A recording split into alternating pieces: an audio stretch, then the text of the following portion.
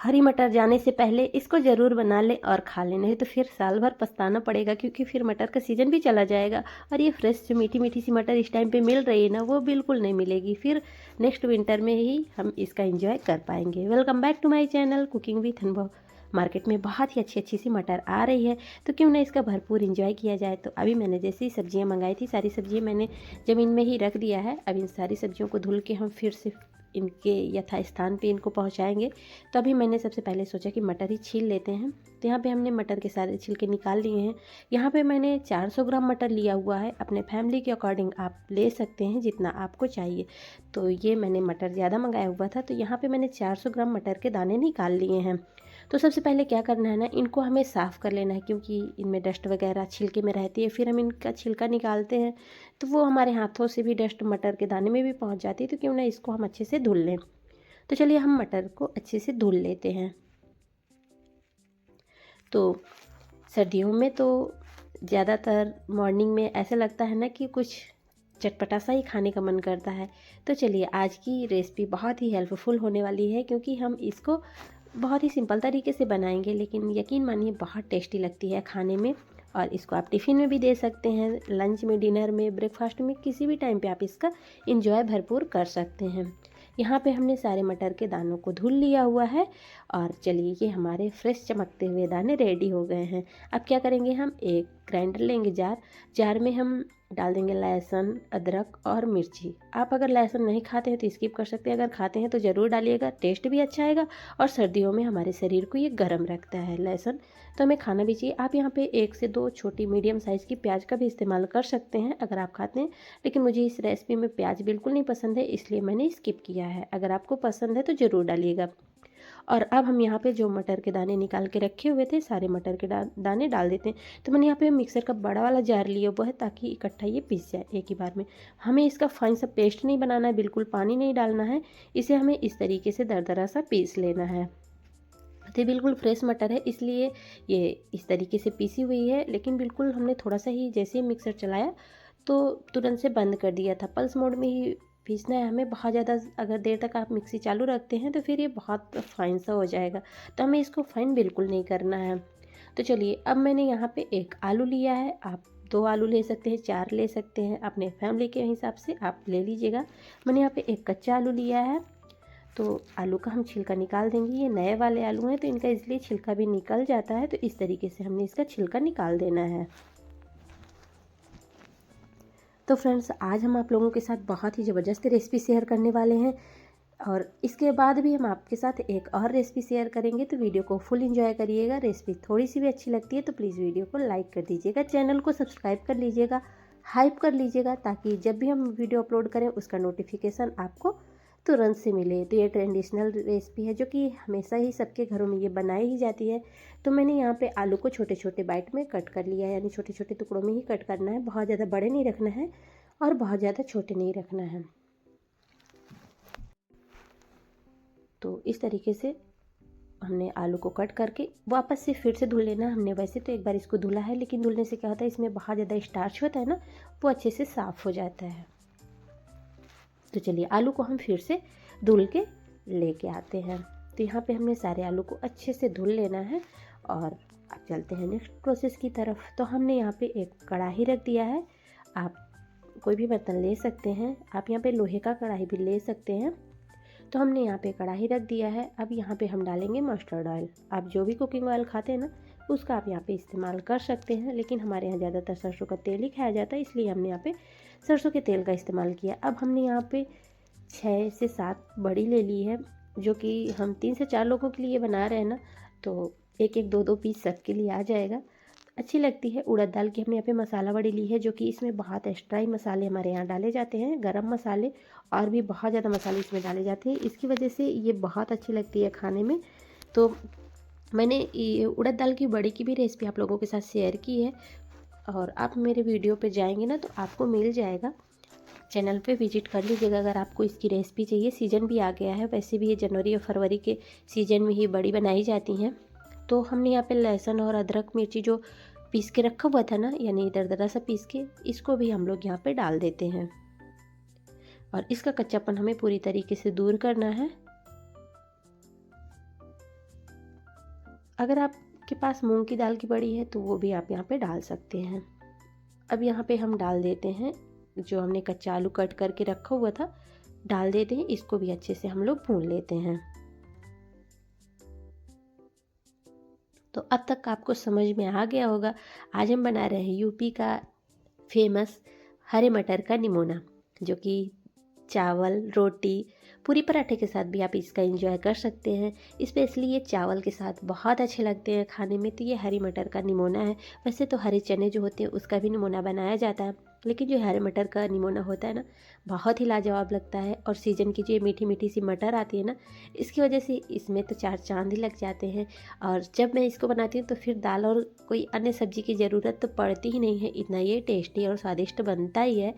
तो आप सब में किसको किसको ये मटर का निमोना पसंद है, और ये हेल्दी भी होता है, इसको खाना चाहिए सीजन में। तो मैंने बताया ना कि सर्दियां हैं, भरपूर एंजॉय कर लीजिए, नहीं तो फिर ये जल्दी मिलेगा नहीं। और अभी ये 1 महीने तक मिलेगा। तो अक्सर ही मैं हफ्ते में 1 से 2 बार तो इसको पक्का ही बनाती हूँ। कभी कभी तो हफ्ते में 3 बार ये बन जाता है, क्योंकि दाल तो पसंद नहीं आती सर्दियों में ना, ऐसा लगता है कि कुछ चटपटा सा ही खाएं। तो इस तरीके से आप हरे मटर का निमोना बना सकते हैं। तो चलिए अब मटर को भी हम जो पेस्ट बना के रखे हुए थे ना, उसको भी अच्छे से भून लेते हैं। तो हमें लो टू मीडियम आंच पे इसे अच्छे से भून लेना है। अगर आप लोहे की कढ़ाई में बनाते हैं तो ये और भी टेस्टी बन जाता है। अब यहाँ पे हम 1 टमाटर डाल रहे हैं। हम यहाँ पे बहुत ज़्यादा खट्टा नहीं डालते हैं, अगर आपको पसंद है तो ज़रूर डालिएगा।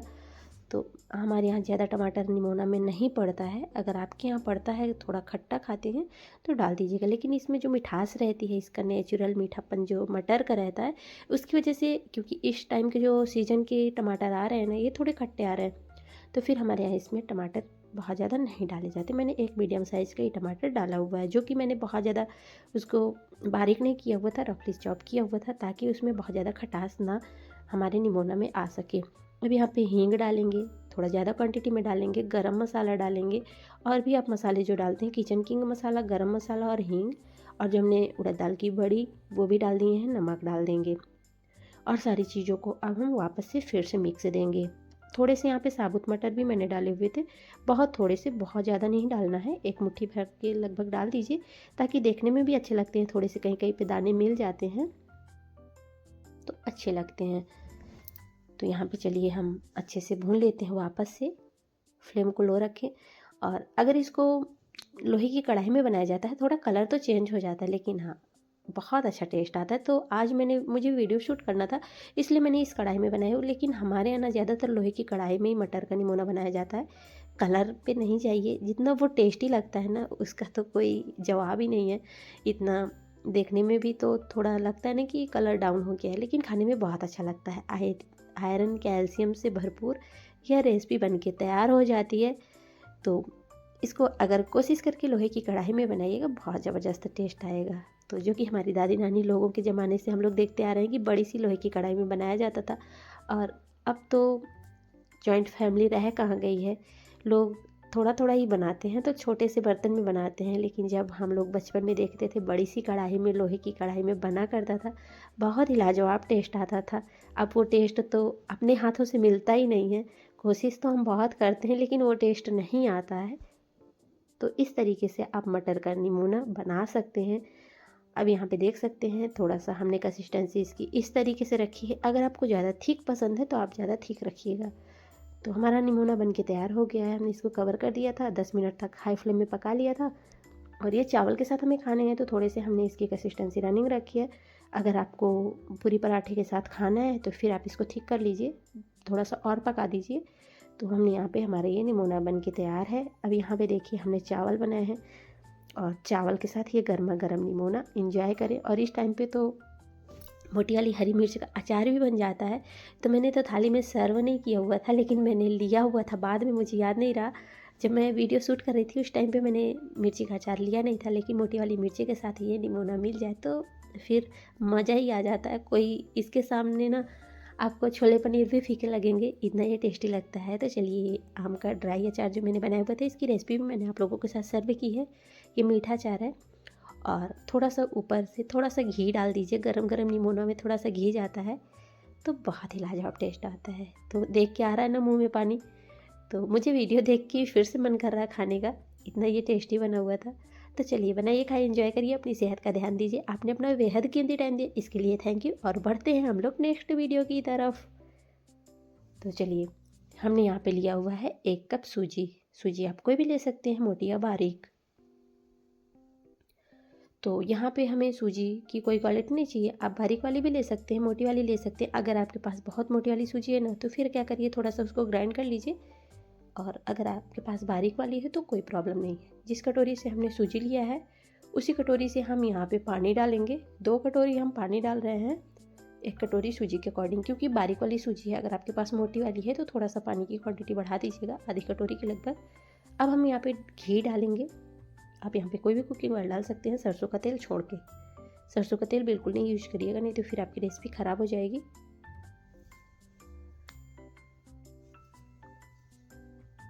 तो चलिए, घी पिघल जाता है तो हम यहाँ पे 1 चुटकी से भी कम नमक डाल देंगे। अब यहाँ पे हम लोग थोड़ी सी चीनी डाल देंगे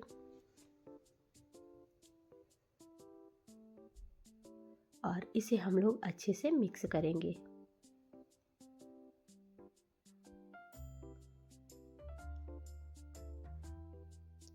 तो चलिए, जैसे ही पानी थोड़ा सा गर्म हो जाता है, क्योंकि घी पिघल गया है, घी अच्छे से मिक्स हो गया है, अब हम यहाँ पे सूजी भी डाल देते हैं और इसे लो फ्लेम में अच्छे से मिक्स करेंगे। हाई फ्लेम में नहीं करेंगे, नहीं तो सूजी बहुत जल्दी ड्राई हो जाएगी और ये पक नहीं पाएगी।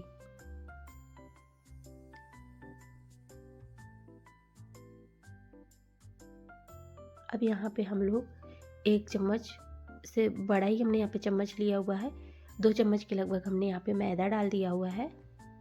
छोटी चम्मच से अगर मेजर करेंगे तो 2 चम्मच के लगभग हमने मैदा डाला हुआ है, जो कि बाइंडिंग के लिए। आप यहाँ पे गेहूं का आटा भी डाल सकते हैं, तो मैंने यहाँ पे मैदा का यूज किया हुआ है। और अच्छे से हम लोग फिर से मिक्स देते हैं।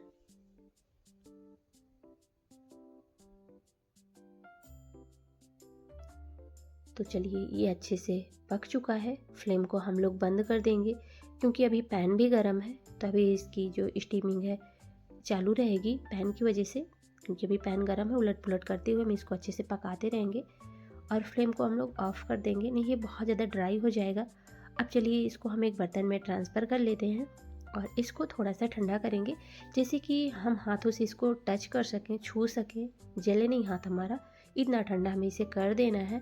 अब यहाँ पे हम लोग डाल देंगे पिसी हुई चीनी, जो कि अभी मैंने तुरंत से पीसा हुआ है। मैंने यहाँ पे इलायची भी साबुत डाल दिया हुआ था, तो इलायची भी इसके साथ पीस गई है। आप ऊपर से भी इलायची का पाउडर डाल सकते हैं।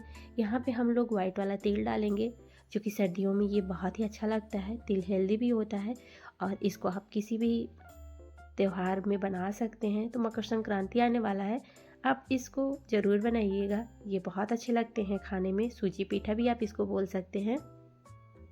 और आप यहाँ पे स्टफिंग भी डाल सकते हैं, आपकी चॉइस है। अगर आप इसमें स्टफिंग डालना चाहते हैं तो मावा की स्टफिंग भी डाल दीजिएगा। मैंने तो इसको सिंपल ही रखा हुआ है। अब यहाँ पे हम थोड़ी सी चीनी डाल देंगे, जो कि ऊपर से देखने में अच्छी लगती है। आपको नहीं पसंद है तो स्किप कर दीजिएगा। अगर आपको बहुत कम मीठा पसंद है, हमने पहले भी 1 चम्मच चीनी पहले भी डाली थी जब हम सूजी को पका रहे थे। अब इसमें थोड़ी सी चीनी हमने साबुत डाल दी है, ताकि खड़े खड़े दाने जब हम इसको फ्राई करेंगे ना, तो खड़े खड़े दाने देखने में अच्छे लगेंगे। तो चलिए, देख सकते हैं ये बिल्कुल मावा की कंसिस्टेंसी में आ गया है। ऐसे लग रहा है जैसे हमने मावा लिया हुआ है। तो ये बिल्कुल से ठंडा हो गया है। अब चलिए, हम बनाने के प्रोसेस में चलते हैं।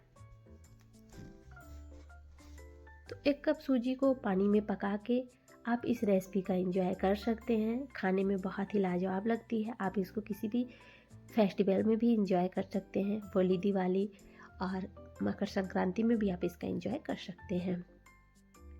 तो ना तो दूध चाहिए, ना तो चाशनी चाहिए, ना तो हमें मावा चाहिए, फिर भी ये टेस्टी सी हमारी मिठाई बन के तैयार हो जाती है। तो चलिए, इसको हमें अच्छे से शेप देना है। आप यहाँ पे कोई भी शेप इसको दे सकते हैं। तो मैंने इस तरीके से छोटे छोटे पेड़े बना लिए हैं।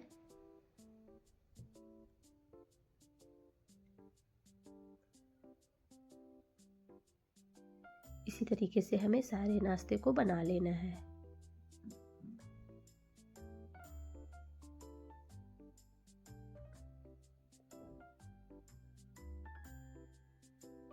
तो ये हमारा सूजी पेठा बन के तैयार हो गया है। तो चलिए अब इसको फ्राई भी कर लेते हैं। इसमें मैंने पहले भी बताया है कि आप इसमें स्टफिंग भी डाल सकते हैं ड्राई फ्रूट्स की, या तो फिर नारियल और जैसे कि थोड़ा सा गुड़ बना के आप स्टफिंग डाल सकते हैं। तो इसको मीडियम आंच पे हम फ्राई कर लेते हैं। बिल्कुल ये फटते नहीं हैं और ये अच्छे से फ्राई हो जाते हैं। बहुत ज़्यादा हाई फ्लेम में नहीं फ्राई करिएगा। थोड़ा सा पहले हमने फ्लेम को हाई रखा हुआ था, फिर एकदम से हमने लो कर दिया था ताकि अच्छे से अंदर तक सीख जाए, बिल्कुल कच्चे नहीं रहें। और ये देखिए हमने इनको थोड़ा सा, जैसे ही थोड़ा सा पक जाते हैं ना, तभी हमें इनको साइड के चेंज कर देना है, नहीं तो फिर शुरू से अगर आप इसको टच करते हैं ना तो फिर ये फट जाते हैं। तो देखिए बिल्कुल नहीं फटेंगे और इनको आराम से हम लोग फ्राई कर लेंगे।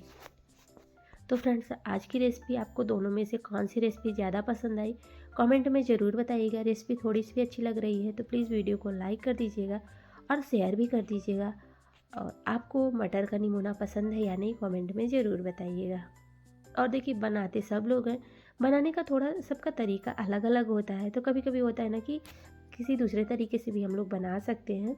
तो इस तरीके से सिंपल सी मैंने दोनों रेसिपी शेयर की है, जो कि आपके घर में इजली सारे सामान मिल जाएंगे। तो यहाँ पे देखिए थोड़े थोड़े से क्रैक्स आ गए हैं, यानी कि अंदर तक सीख रहा है। तो ये देखिए इसमें अभी थोड़ा सा हमें कलर डाउन लग रहा था तो हमने वापस से डाल दिया। इसको अच्छे से हमें डार्क कलर का ही करना है। आप इस मिठाई को आराम से 15 दिनों तक खा सकते हैं। सर्दी का सीज़न ही, ये ख़राब नहीं होती है, बच्चों को टिफ़िन में भी दे सकते हैं। और त्योहारों में तो अक्सर मिठाइयाँ हम बनाते ही हैं। तो मकर संक्रांति है, तिल के वैसे भी हम कोई ना कोई रेसिपी बनाते हैं, तो आप इसको सूजी पीठा या तिल पीठा भी बोल सकते हैं। तो चलिए ऐसे हम सेकेंड बैच का भी फ्राई कर लेते हैं।